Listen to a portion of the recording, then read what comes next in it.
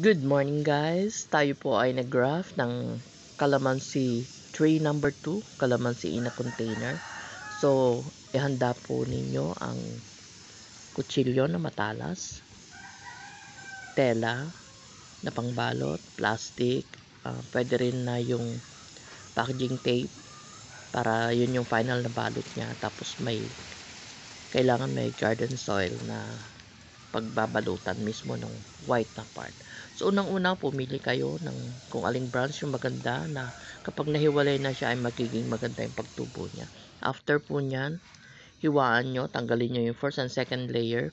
Tapos, saka nyo na po doon itapal yung may lupa na nakabalot, ibabalot nyo sa cotton na tela and then balutin ng plastic, basain, tapos saka nyo balutan ng packaging tape or pwede rin yung translucent na tape.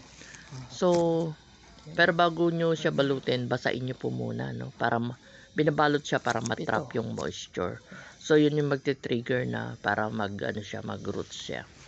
Para po dun sa detailed na pagsasagawa, panoorin nyo po yung live.